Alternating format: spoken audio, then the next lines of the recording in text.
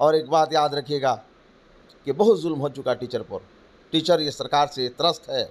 अभी आप देखें दुर्गा पूजा जैसा अहम त्यौहार पर हम लोगों ने डिमांड किया छुट्टी के लिए। आप 22 में उठा कर देखें, 21 में उठा कर देखें, छुट्टी 9 दिनों की थी, 10 दिनों की छुट्टी थी। आज आप 3 दिन छुट्टी दे रहे हैं। आप क्या दर्शाना चाहते हैं?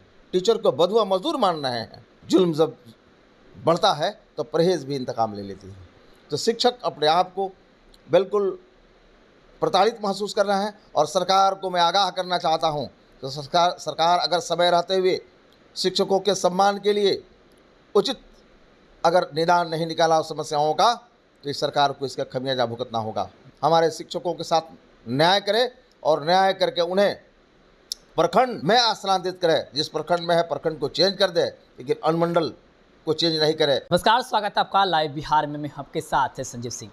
कि जनसुराज के संस्थापक प्रशांत किशोर ने बीते 2 अक्टूबर को अपनी पार्टी यानी जनसुराज की स्थापना की और उसके बाद जो उन्होंने मंच पर से शराबबंदी को लेकर के जिस प्रकार की बातें कही हैं उसको लेकर के अब सत्ता पक्ष के लोग प्रशांत किशोर पर हमलावर हैं और कह रहे हैं कि प्रशांत किशोर महात्मा गांधी को आदर्श मान करके उसका फोटो तक का इस्तेमाल करते हैं, लेकिन महात्मा गांधी जी के विचारों को, महात्मा गांधी जी का जो सोच था शराब के प्रति, ठीक उसके विपरीत दिशा में वो बयान दे रहे हैं और शराबबंदी कानून को ख़त्म करने की बात कर रहे हैं। इसी तमाम मुद्दे पर बातचीत करेंगे। हमारे साथ बातचीत करने के लिए एमएलसी जनसुराज के बड़े नेता हैं आफाक अहमद जी, सीधे जुड़ते हैं, बातचीत करते हैं। क्या कहेंगे? सत्ता पक्ष के लोग हमलावर है शराबबंदी पर, जिस प्रकार से उन्होंने बयान दिया कि शराबबंदी कानून को खत्म कर दिया जाएगा और उससे जो रेवेन्यू आएगा, पैसा आएगा, उसको शिक्षा पर खर्च किया जाएगा। कैसे देखते हैं? कि ये लोग जो कह रहे हैं कि शराबबंदी पर प्रशांत किशोर का जो बयान है जिसकी आलोचना वो लोग कर रहे हैं, मैं इसको मुनासिब नहीं मानता हूँ। इसलिए कि गांधी जी की नीति और सिद्धांत को वो लोग भी जानते हैं, पढ़ते हैं, समझते हैं, बूझते हैं। गांधी जी ने कभी ये नहीं कहा कि शराब को बंद करके शराब पीने वालों को जेल के सलाखों के अंदर बंद कर दो, उसके बाल बच्चे को रोड पर लाकर खड़ा कर दो। गांधी जी के ज़माने में भी जो सरकारें बनी उसमें इस तरह का कानून का कहीं कोई नज़्म नहीं था, कोई प्रावधान नहीं था। सामाजिक स्तर पर लोगों को ये जगाया जाए कि वह शराब नहीं पिए, छोड़ दें। कानून बनाकर जब आप किसी चीज़ पर फोर्स करेंगे तो वो चीज़ रुकता नहीं है और बढ़ता है। तो ये लोग जो गांधी जी के जन्मदिन पर इस तरह के जो बयान दे रहे हैं कि गांधी जी का नीति, हाँ गांधी जी का नीति था कि गलत काम मत करो, सही सिद्धांत पर चलो, सेवा की भाव रखो, गलत काम करते हो उससे अलग हो जाओ, सामाजिक स्तर पर उसका बहिष्कार किया जाए, समाज उस पर अपना प्रयास करे, कोशिश करे कि एक आदमी अगर गलत कर रहा है तो वो गलत नहीं। कानून बनाने की बात नहीं किया था। स्टेट गवर्नमेंट ने अगर कानून बनाया तो मैं उसको जायज़ नहीं मानता हूँ। इससे हज़ारों बच्चे रोड पर आए। जो कमाने वाला बच्चा आदमी था वह जेल के सलाखों के अंदर आज भी बंद है। हज़ारों लोगों को बंद किया इन लोगों ने, तुगलकी फरमान को जारी किया। ये किसी भी डेमोक्रेटिक व्यवस्था के लिए मुनासिब नहीं। ये लोग जो आलोचना करना है करते रहें। आलोचना तो इसलिए कर रहे हैं कि 30-40 सालों के बाद एक ऐसा अभियान आया है जो अभियान लोगों को जगाकर लगातार पैदल चल रहा है, गांव-गांव चल रहा है और गांव-गांव में चलकर लोगों को बता रहा है, नौजवानों को बता रहा है, बूढ़े बुजुर्ग को बता रहा है कि आपने हर बार जात के नाम पर वोट दिया है, हर बार आपने समाज को बांटने वाले बांट कर वोट दिया है, कभी भी आपने अपने बच्चे के नाम पर वोट नहीं दिया, उसके शिक्षा के नाम पर वोट नहीं दिया, उसके रोज़गार के नाम पर वोट नहीं दिया। इस बार आप किसी को वोट दें मुझे मंजूर है, लेकिन शिक्षा मुद्दा बनावें, बेरोज़गारी मुद्दा बनावें। बेरोज़गारी और शिक्षा जब मुद्दा बना लेंगे तभी यह बिहार का कल्याण होगा। हमारे बच्चे बाहर में बोरा ढोएं और दूसरा आदमी हमारे पैसों को ले आकर मलाई खाए, ये संभव नहीं है। इस लड़ाई को वो लड़ रहे हैं और गांव-गांव घूमकर लोगों को जगा रहे हैं। ये जगाने की बात हो रही है। ये लोग सोए हुए हैं और सत्ता पर बैठकर बिल्कुल यह मस्त है कि हमारा सत्ता समीकरण से चलेगा। समीकरण से सत्ता नहीं चलता है। समीकरण तो हम लोगों ने बहुत देखा है। हमने 77 में भी देखा है, कई जगहों पर देखा है। समीकरण से सत्ता नहीं चलता है, काम करने से सत्ता चलता है। जेडीयू के नेता शराबबंदी को लेकर कह रहे हैं कि शराबबंदी से पूरे बिहार की खास करके महिलाएं जो है वो काफ़ी खुश हैं।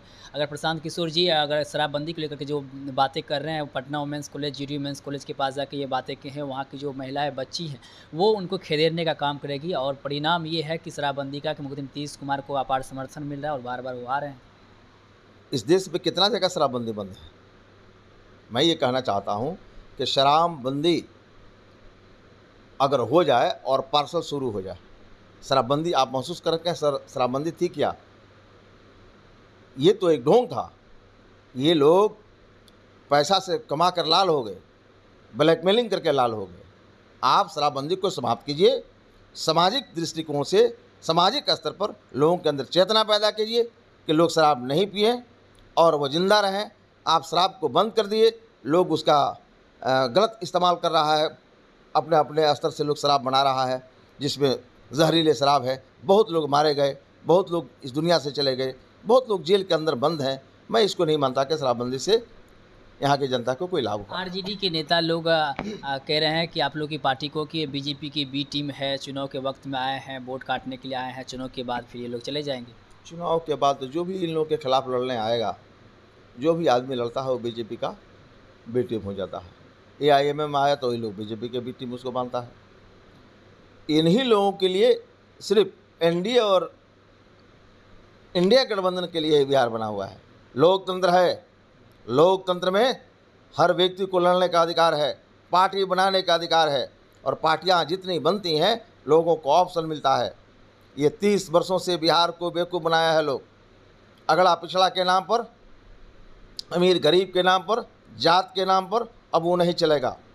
किसी को हराने के लिए वोट लोगों ने दिया है, किसी को जिताने के लिए दिया है। बिहार के प्रगति के लिए लोगों ने वोट नहीं किया है। कोई ऐसा विकल्प नहीं था। एक विकल्प लाकर प्रस्तुत किया है जनसुराज ने। जनसुराज एक अभियान था, दल के रूप में परिवर्तित हो गया है। इन लोगों का दिमाग अब खराब हो रहा है। देख रहा है कि एक तीसरा विकल्प आया है।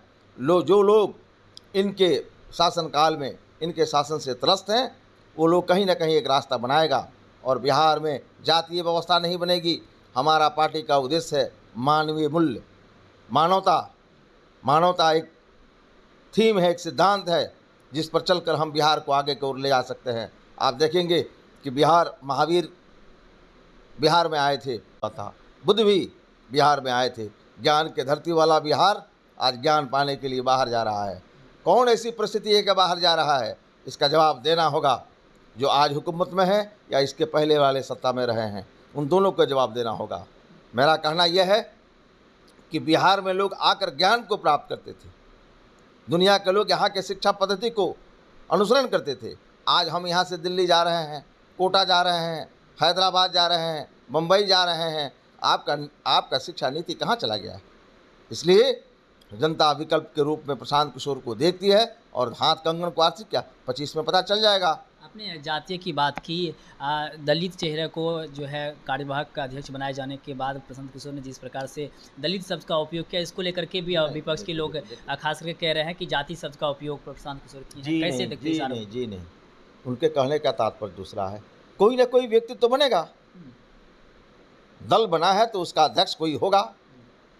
इन लोगों के दिमाग में ये बात रहती है कि सुदूर देहात का गरीब जो हाशिए पर है, सबसे कमज़ोर वर्ग है, उसमें काबिल लोग नहीं हैं। इनको काबिल लोग रामविलास पासवान नजर आएंगे, जीतन राम मांझी नजर आएंगे, ये बड़े बड़े लोग नजर आएंगे। प्रशांत किशोर ने मतकर निकाला एक गरीब किसान ग्रामीण क्षेत्रों से, जो आदमी नेत्रहाट से पढ़ा, सरकारी विद्यालय से पढ़कर पास किया, IITN बनता है, वह 4 देशों का राजदूत बनता है, IFS बनता है। वह व्यक्ति को मत कर निकाला। प्रशांत किशोर ये बताना चाहते थे कि हर जमात में काबिल लोग हैं, हर जमात में काबिल लोग हैं। ऐसा नहीं कि किसी भी जमात में काबिल लोग नहीं हैं। ये लोगों ने व्यवस्था को बेवकूफ़ बना दिया है कि कुछ परिवार ही काबिल है। उसको उन्होंने दर्शाने की कोशिश किया कि सिर्फ परिवार ही काबिल नहीं है। बिहार में बहुत ऐसा गरीब तबका है जिसमें काबिल लोग हैं, उसे निकालने की ज़रूरत है, पहचानने की ज़रूरत है, और उन्होंने पहचान कर निकाला। एक आखिरी सवाल रहेगा। जिस प्रकार से जनसुराज बिहार में काफ़ी तेज़ी से उभरा है और जो भीड़ है वेटरनरी कॉलेज ग्राउंड में देखने को मिला है, क्या वो भीड़ वोट में तब्दील होगा चुनाव में? ये तो आप बताएँगे। जो आदमी सुदूर देहात से कोई चंदा पर तो आया नहीं था। लोगों ने अपना पैसा का व्यवस्था करके अपना बस, गाड़ी, ट्रैक्टर से आया।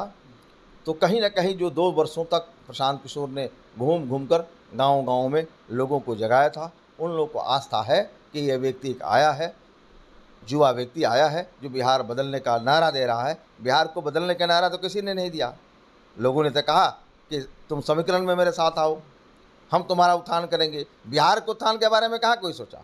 बिहार के उत्थान के बारे में यहाँ आए हैं, लोग इन पर आस्था जताया, लोग काफ़ी तादाद में आए। ये वोट में तब्दील होगा, कन्वर्ट होगा और नया बिहार बनेगा 2025 में। जनता मिलकर एक सरकार बनाएगी और जनता ज़रूर इस बार जनता का राज स्थापित होगा। चलिए बहुत-बहुत धन्यवाद बातचीत करने के लिए। तो एक हमारे मिनट और, साथ जी, एक जी। सवाल और आप हम एक इसको ऑफ कर दीजिए, एक सवाल और ले लीजिए। बीते दिन ट्रांसफ़र पोस्टिंग को लेकर के जो खबरें आई है, उसको आप कैसे देखते हैं? कि इस सरकार में शिक्षा व्यवस्था पर आपने मुझसे प्रश्न जो कर रहा है, मुझे बहुत अफ़सोस हो रहा है कि यह सरकार पंचम अध्यादेश को समाप्त किया था। इस व्यक्ति ने वित्त रहित शिक्षा नीति को भी समाप्त किया, लेकिन इतना पेंच में लाकर फंसा दिया शिक्षकों को, कहीं पंचायत शिक्षक के रूप में, प्रखंड शिक्षक के रूप में, बीपीएससी शिक्षक के रूप में, और कैटेगरी बाँट दिया। कैटेगरी बाँटने से नुकसान ये हुआ कि विद्यालयों में अराजकता की स्थिति उत्पन्न हुई, लोगों के अंदर कई भावनाएं उत्पन्न हुई, जिससे पढ़ाई प्रभावित हुई। अभी जहाँ तक ट्रांसफ़र और पोस्टिंग की बात है, जो आया है कल रिजल्ट जो सामने आया है कि इन्होंने कहा है कि अनुमंडल हुँ, को छोड़ाकर हम लोगों को अपॉइंटमेंट करेंगे।